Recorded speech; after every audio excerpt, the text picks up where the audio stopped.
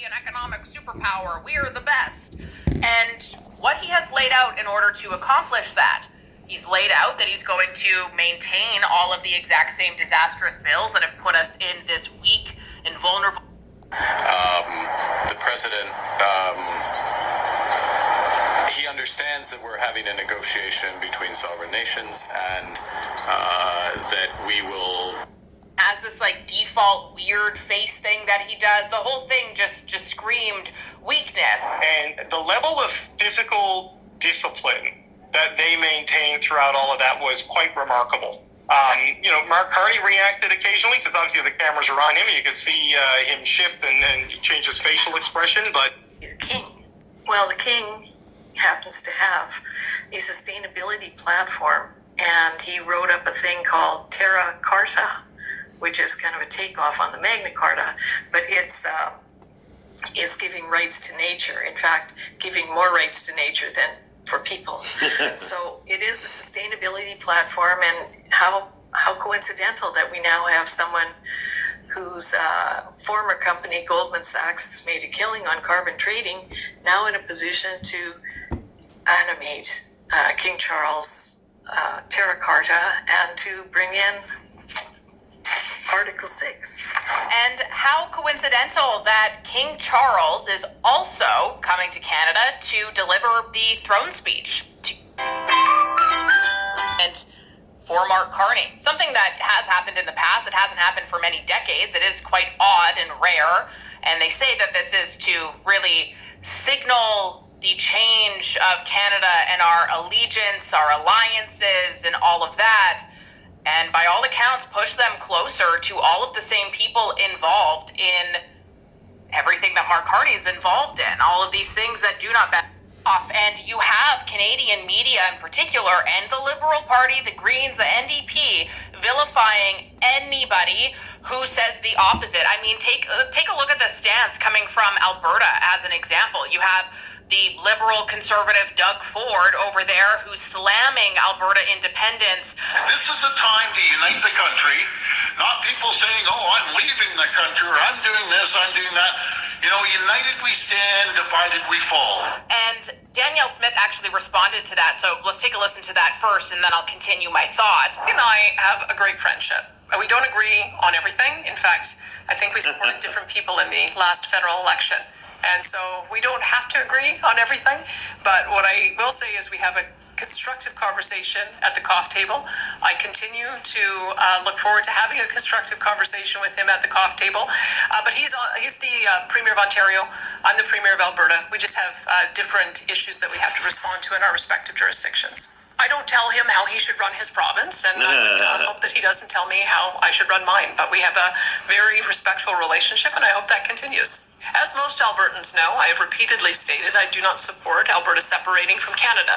I personally still have hope that there is a path forward for a strong and sovereign Alberta within a united Canada. So I am going to do everything within my power to negotiate a fair deal for Alberta with the new Prime Minister. My party quite clearly in their founding documents came together and they support a strong, united Canada, protecting constitutional sovereignty, and that's what I've been doing. And isn't it actually just terrifying how much we see every single day the vilification of anybody who has a different opinion? Yeah, the I see complete dismissal. And it's orchestrated. It's these things that have been going on for so many years you don't even realize it. Where suddenly now somebody says something you don't like and you immediately paint them with a certain label that the government and the media put into your head. And they didn't do that because those are bad people. They did that because they want them to shut up, and they're using you as a pawn to get them to shut up. To have that Pierre guy come on the podcast. Really? He didn't do it. Wouldn't do it. Thought it was too problematic. But they were telling him not.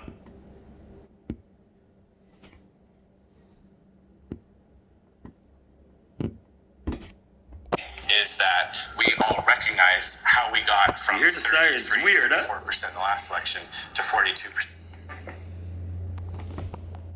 Right now. Why? Because his plan, as far as I can tell, And win in the next election. doesn't that, though, again, with respect, Mr. Scheer, ignore the fact that your party lost? And doesn't it also assume that things will remain static, that Canadians will be as unhappy as they were with the Liberals over their 10-year record, that Mr. Carney will be as unpopular as Mr. Trudeau was? Aren't those very, unsafe assumptions to make? Man, did you know how many sirens there are behind this kind of thing that Makes they're you think talking when I record, huh? here? This is fun.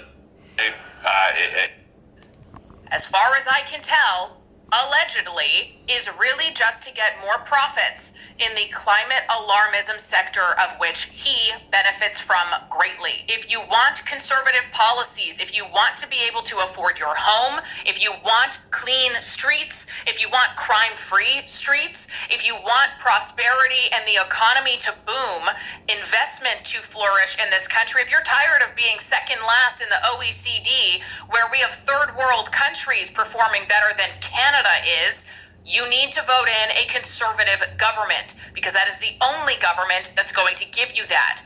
And I have a hard time believing that we are not going to be able to recoup the small percentage needed of Liberal voters who voted out of fear and uncertainty, who voted out of propaganda and lies, to have the wool removed from underneath of their eyelids, where they can take a look around and think, I was bamboozled. I done goofed myself, and I'm going to vote conservative the next time around. This is Over Opinionated. I'm Jasmine Lane. Be sure. That's it. That's my teaser shares. It's not my opinion, but I recommend you listen to her. I'm not really political, but these days I'm not much of anything actively. I'm just so surprised that they're not hiding, that they're going more criminal than the Liberal Party. This is like Liberal Party 2.0. From what I see happening in my little morsel of hell at Montreal of the Liberal government. So this is it. This is the new reality, unfortunately. Let's hope some kind of divine intervention promotes everybody to do better and to be more cooperative. I wish she would have been on the ballot list for Prime Minister of Canada, the Premier of Alberta. Good vibes, like, share, subscribe. Namaste.